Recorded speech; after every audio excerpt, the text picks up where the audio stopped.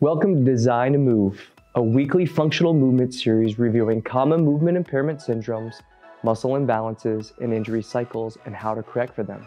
Don't just exercise, but restore optimal movement.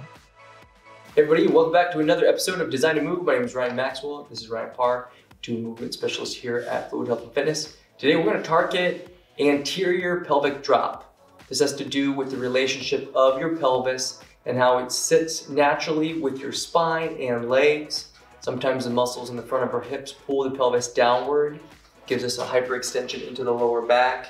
This can create postural issues, performance issues, and eventually injury cycles if unaddressed.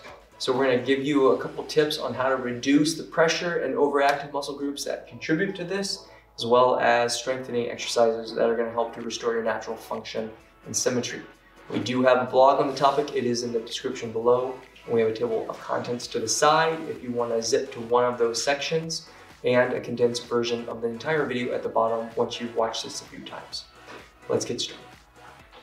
First segment is on mobility and release. We're going to show you some soft tissue mobilization and PNF stretching using a lacrosse ball. We're going to target your psoas and TFL muscles. These are hip flexors. Let's giddy up.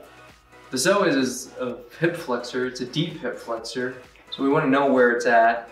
Remember, the muscle attaches the femur up to actually the front of your spine, and it's shrouded in a bunch of other superficial flexors. So we just have to be aware of which one it is. So if you find your hip bone in the front of your hip, you can bring your fingers down, lift the leg up, and you'll feel a wad of muscle flex.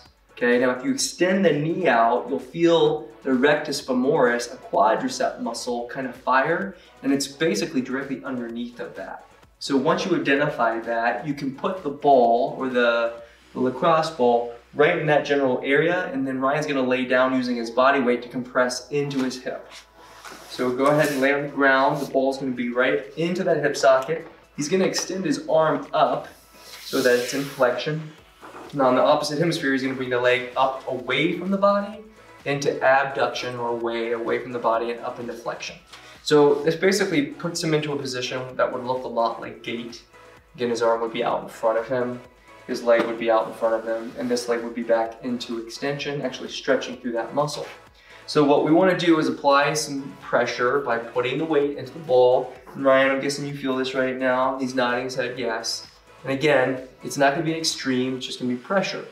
Now what we want to do is engage the other muscles that pull this muscle into stretch and start going through again an active release once the muscle has started to initially respond to that pressure. We're going to go from a passive release to an active release. So basically we need to calm our nervous system, take some nice deep parasympathetic breaths. The nervous system should start to relax, and that ball will initially sink a little bit because the passive tone of the muscle now increases, meaning it's going to stretch open. So once we feel that initial response, you're going to breathe out, posteriorly tilt the pelvis under, flex the glute, and then breathe in, relaxing it, letting it go again naturally into a softer position, and then shift the weight a little bit deeper into the belly of the muscle. You can do that if you want by bracing on the opposite palm and shifting your weight through your trunk, lifting the hip with it to get a little more leverage into that area. But again, you want to go through again this nice deep rhythmic breathing pattern to help to get the nervous system to relax so the fibers will expand and you can get deeper into the muscle. So I like to go through about 6 to 10 deep breathing patterns. You'll notice again, each time you breathe in and the hips release, you go down into extension. The muscle will be between a state of flexion and stretch, and it'll get a little bit softer each time, and I can go in a little bit further with each iteration or each breath. So once I'm done, I'm gonna actually switch over to my next muscle group, and that's the TFL. So let's do it. The external flexor of the hip is called the TFL, or tensor fascia lata, TFL. So it's the tensor, it's the flexor of the fascia lata, the stocking or fascial web that does make up the IT band. The IT band means iliotibial tract, right? So it attaches the pelvis to the tibia, the lower extremity, and helps to lift your leg up. Okay, now when these guys are tight, it's normally because the pelvis is tipped down. So I want to give you guys a brief understanding of what that really is. When the hips are rotated anteriorly and I lift my femur up, there's going to be a point where there's going to be compression between the femur head and the labrum of the acetabulum, the socket that it sits in. Now functionally, the leg should come up to about 95 degrees of flexion before we start to get that compression or impingement into the hip. Now the problem again with that is if my hips are tipped down because my psoas are tight, it means I'm not going to have as much glide to get that femur head up as much. Now what that means is the body will have to find a way to get the leg up and through. And what does it do to do that? It kicks it out. So a lot of times you'll see when you're running that the knees might rotate out prematurely more than they should, or when you're in a plank position and you're doing leg extensions, the legs will kick out to the side. That's a clear indicator that there might be some lack of stability in that anterior pelvic drop. Now, due to which, what we want to make sure of is one, again, we reduce that, because that's going to eventually jack up the labrums of your hip sockets. We don't want that. But two, obviously we don't want it, for today's practice, to overuse the TFLs. So if you're seeing that, there's probably a good indicator that your TFL is tight, because again, the muscle not only lifts the leg up, but it adducts the leg out. So if you're in a bony block because the pelvis is dropped down, probably going to have to swing the leg out to the side, right? Which means you're going to overuse that muscle. It's going to get tight. And it's going to pull your hips around more than they should. So that's the background and why we would want to do it. So we're going to use that ball in order to find the TFL. First, you're going to want to palpate, which means you're going to touch using your fingers. Use your hip bone as a bony marker. Go down about 1 inch. Go over about 1 inch laterally. Lift the leg up. Abduct the hip out, or leg out, and then rotate it internally. And what you'll do is you'll feel a little muscle bulge under your fingertips. You feel that? Okay. That's where the ball is going to go. So now Ryan's going to lay on the table. He's going to place the ball right in that general vicinity, and he's going to roll into the ball. This is a sensitive little guy. A lot of times it's overused. There's a ligament just behind it. I want to be careful. Again, we're going to be on the ball. We're going to drink the leg on the other side of the leg over the body. And he's using his body weight and gently rolling into it based on his tolerance. So if you start this and you go immediately with your full weight on that muscle, there's a good chance that it's going to be too much pressure. The muscle's going to guard. There's going to be too much of a pain response, and the leg's going to push down into the table. So you'll know that it's too much because you're not going to have any way of getting that leg off the table. Again, it's guarding. So reduce the pressure. We don't want to overstimulate it. Okay, so the first thing again is just like with the psoas, we're going to lay on that ball, keep it there, wait for the nervous system to relax and see if we can get their first guard response to let go. And then the muscle will start to soften and you're going to sink into that ball a little bit. That's key.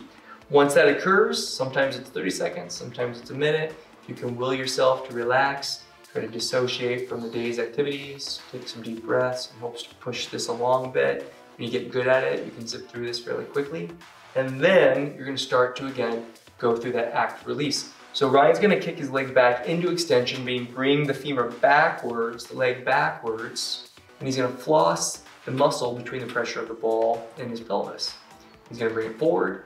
Again, go into flexion a little bit and sink, relax the pressure, and see if you can sink in.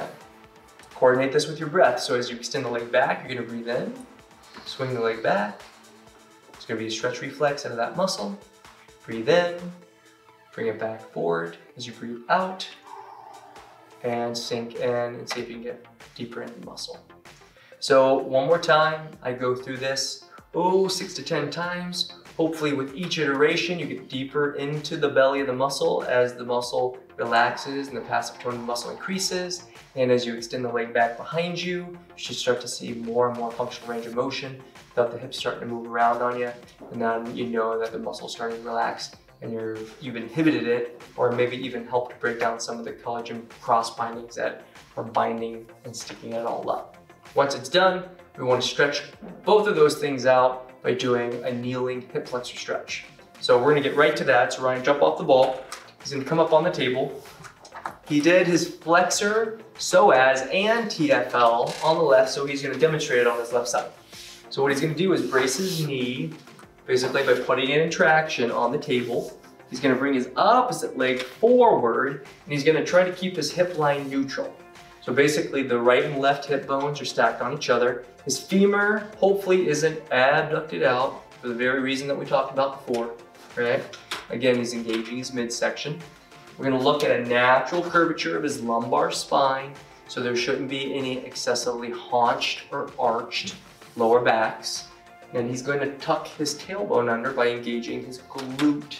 Now remember, the gluteal, this muscle on the back side of his hip, counteracts or basically works against the psoas muscle. The psoas, again, is that deep flexor, pulls it up. Gluteal is the proximal extensor, pulls it back. And again, we want to make sure that that TFL isn't overworking too.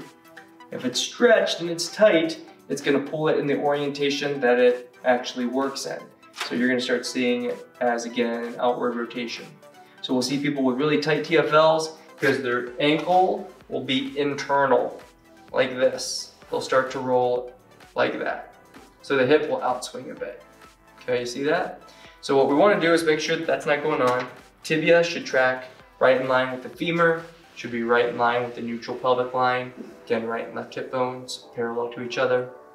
He's going to breathe in, sink into his hip with his glute contracted, bending through the opposite knee and ankle. So he's flexing through the knee, extending through the ankle, and then breathing out, coming back, pushing his foot into the ground, flexing his glute, flexing it momentarily. You can even lift the knee up a little bit, like he's trying to flex his flexor, and then relax it.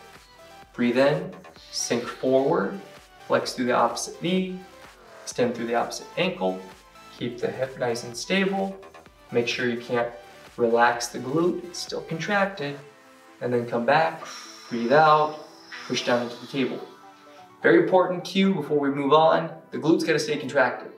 If he goes too far and the glute releases and he can't facilitate the contraction, movement happens into the pelvis where it drops down lordotically and he extends to the back and creates more lordosis of the spine. That's how we know we've gone too far. You've dissociated the joint that the muscle attaches to, and you're actually creating compression, maybe pissing off the muscle or trying to let go. Okay, you don't want to overstretch. Static stretching has been proven not to be very effective. Okay, so we're using this neuromuscular release by flexing the muscle momentarily and then relaxing it and going into the stretch reflex. That's going to help to get the muscle to relax, respond, give you more functional range of motion. Now that we've gotten through one hemisphere of the body, use that same set of applications, psoas, TFL, and then into the stretch on the opposite hemisphere, and then let's get into the next segment. Now we're getting into the activation segment of the video. This has to do with developing the underactive or small muscle groups that are hard to get to. In this case, it's going to be your gluteals. We're going to do a sideline hip extension with some adduction. This exercise is going to help you to identify and utilize the muscles that oppose the hip flexors. What I have here are two springs in a series, and they're attached to a little dowel here. And basically they represent the tension relationship that is going on between the front hip flexors, the psoas, and the gluteals on the opposite side of the hip.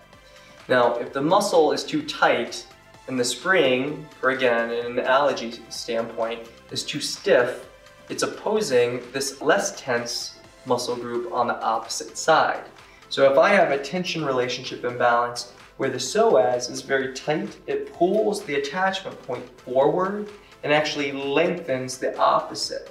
So now that we've reduced the tone or the tension of the psoas, it's changed the orientation of the bone that it's attached to, allowing us to further engage the muscle or better facilitate the muscle that's underdeveloped. That's called a phasic relationship.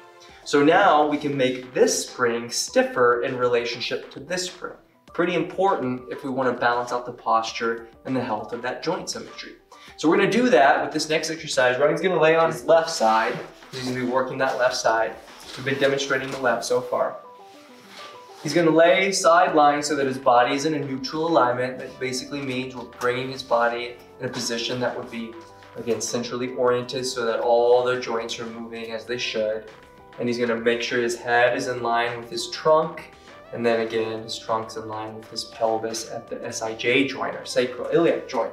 Now the hips, shoulders, head are all lined up. He's going to make sure that his right and left hip bones are stacked right over each other.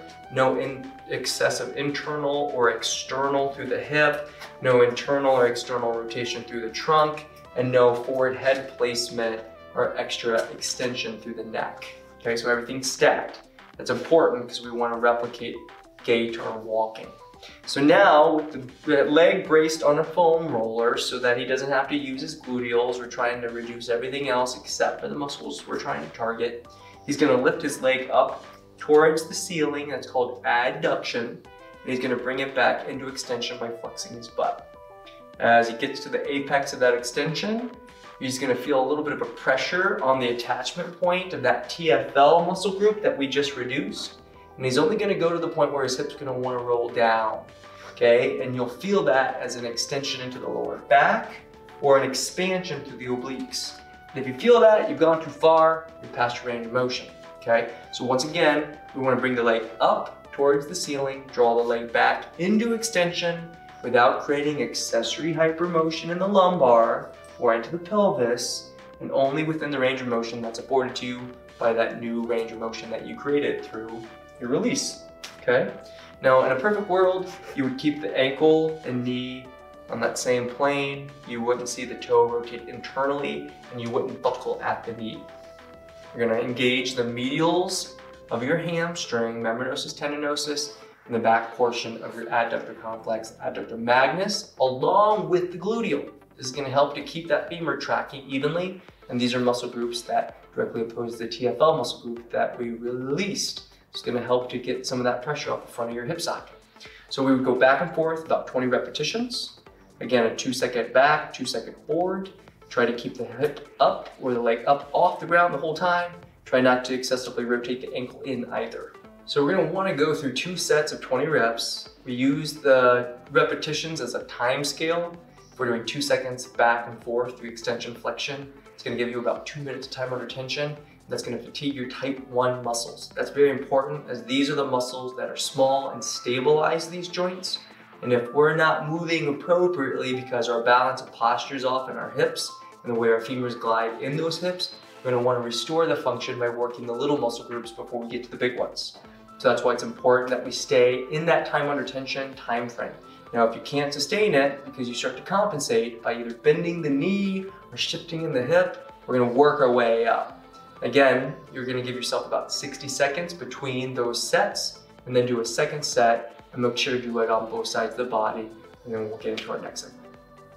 For the second to last segment, we're gonna be targeting an integration movement. This has to do with coordinating multiple joint movements or stability in the sequence and muscle fire patterning that's going to create efficient movement through your body. In this case, we're gonna be targeting a plank position with a hip extension and an opposite scaption on the opposite hemisphere of the body, coordinate the big muscle sling systems. Let's get going. To complete the movement, you're gonna need to get into a 4-point stance. This is gonna be a variation of a plank position. What we're trying to do is set the body up so that it resembles how you would look in gait. And we're basically showing you how to use your glute and the opposite side of the body's arm as it brings it back into extension. This is basically recruiting a set of muscles called your posterior oblique sling. But what we want to do is make sure that we're using them in the right order. So Ryan's going to stick his left leg back. He's going to push his heel into the wall behind him so that his front leg is at 90 degrees at the hip and at the knee.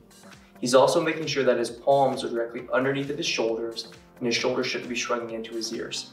Again, he's trying to maintain that neutral spinal alignment by keeping his head, ribs, and pelvis all on a straight line. If we were to glide, again, a dowel along the back of his spine. What we want to do is make sure that his hip line is neutral, meaning parallel to the ground.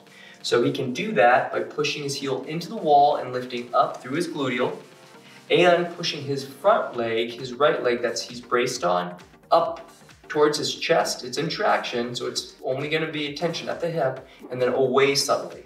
When he does that, his hip should stay neutral by pushing away and holding the hip line nice and tight by pushing that right knee away. He has a nice level platform along his pelvis, and that sets him up to be able to engage his glutes.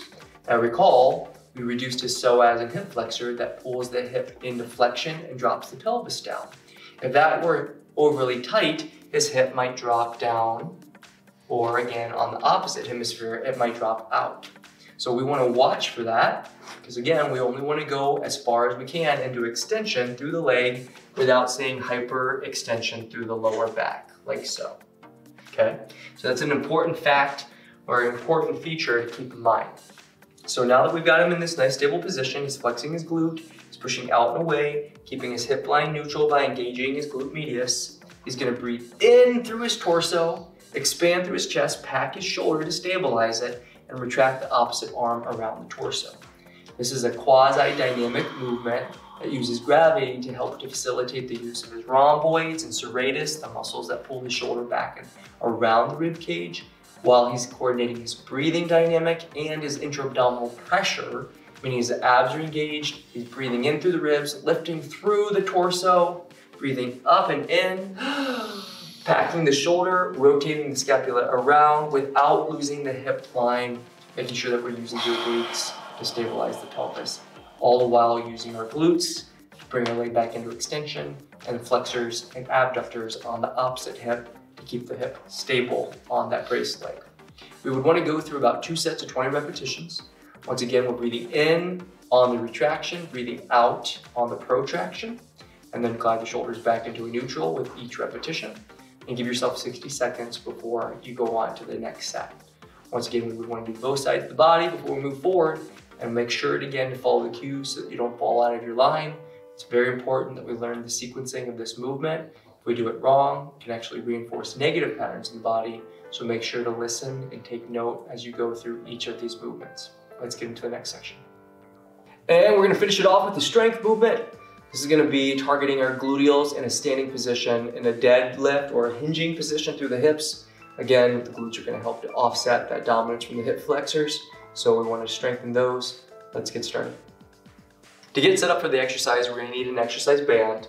Ryan's anchored this here to our little setup here, our bracket, and you can do it at home, maybe by just anchoring it to a doorknob. Be careful because I've gotten zapped in the butt before, but basically just tie it off and make sure that it's nice and anchored to somewhere around the height of your pelvis. So once that's done, you're going to slide your leg through it. Again, we're going to stay on the left leg as a demonstrator here. And it's going to be up at the groin, right at the inguinal ligament. Okay, so it's right at the hip socket. Now this is going to provide basically posterior pressure that's going to pull his hip back, right? Now that's going to actually lengthen his glute and it's going to stretch it. So if he wants to flex his glute, it'll pull his hip back to a neutral alignment and actually stretch through that hip flexor that we reduced. So the goal here is to learn how to move through the hips, not through the back. I want to glide my femur in the socket of the pelvis, pull the pelvis downward, maintaining the natural arch of my lower back until I feel a natural stretch in the hamstring. What's going to happen if it's too tight is that it's going to pull the pelvis under and potentially roll it inward as we get too much pressure on the hamstring, which means we've gone past our capacity to engage the glute to destabilize or decelerate that anterior drop of the pelvis, and then we start to become hamstring dominant, okay? All the while, we're gonna keep a couple things in mind. The foot shouldn't dump in. Gotta keep that ankle nice and strong by supporting the foot. Make sure you pull your toes in subtly so you create a dome through the foot. And we're gonna make sure that the knee neither buckles in nor out while we're going through the motion, okay? So what we're gonna do again, balance on one leg, contain the foot, nice and stable, nice and engaged glute on that left side. You're gonna start to lift your opposite leg up, maintain the arch of the lower back, sit back into, again, a hinge through the hip, maintaining a nice neutral alignment, head in line with the ribs, in line with the pelvis, no hyperextension or hyperflexion in the lower back, knees tracking over the second toe on that braced leg, and then come all the way up, put the weight into the heel, dome the foot, clench the glute, lift the hip up on the opposite hemisphere, come to a full terminal at the knee, and again, get that full engagement of the gluteal at the top. Very good. So I'm gonna breathe in as I sink down, rinse and repeat, maintain the nice neutral lumbar spine, hinge exclusively through the hip, keep the knee slightly bent, keeping it with the second toe and the ankle stable, and then breathe out as you come up, keeping both hip lines neutral, not letting one swing out, and keeping that glute nice and strong. Good job, Brian. Okay, so what we would seek is about 20 repetitions, one more time. You notice how slow Ryan went. He was decelerating nice and controlled for a count of 4 to 6, and then came up for 2, and got to that full hip extension at the top. So he wasn't hyper, again, extended, and again, only going partially through his hip extension. He went all the way up and through. You can see that because the knee can extend and the hip can come up all the way. Now, if we have tight hamstrings or quads, that might be hard for you, okay, or hip flexors. That's what we're working on. So again, that might be something that we're gonna work towards. If you feel any kind of alteration in the knee, where you start to feel a pinch or pain on either the medial or lateral side, that oftentimes can be the case. Make sure to reduce your range of motion, or maybe even let go of the band until you can get through all 20 repetitions with no pain whatsoever. And if there is pain, that's something that you may want to consider meeting with a physician about. Okay, so on that brings us to the end of that segment. Make sure to do 2 sets of 20 repetitions on both sides of the body, and that'll finish out our last segment on strength. So this wraps up another episode of Design to Move. This one was on anterior hip drop. Remember, this has to do with the placement of the pelvis. Pelvis is a structure, gravity pulls it forward. That creates compressive forces and the body has to hold it back. Fortunately, we overuse certain muscle groups because of which some of those are the Psoas and the TFL muscles, your hip flexors. These are ones we reduce with this ball today. It should help to rebalance your pelvis and then orient your body's posture so that the spine, which fits into the pelvis, and the legs, which again attach to the pelvis, are more equipped to move or to brace themselves more efficiently. If you continue to do the applications, we suggest a couple times a week at least, you're going to start to see a noticeable improvement in your posture. You're going to feel some improvement in the way that your back is feeling, and again, the way that your shoulders and your ribs fit into your spine. So keep after it. If you have questions on any of the information, we welcome you to reach out to us at admin@fluidhealthandfitness.com. We'd love to get back with you. We'd love to hear from you. So keep writing us. We will get back with you as soon as you write us. And again, we have the description in the blog below, so make sure to read the article. It's got lots more information on how to identify whether this is in your posture, and again, what you can do in your daily life to help to resolve it. As usual, we always say your body's designed to move, stay in motion. So we'll see you next time for another episode.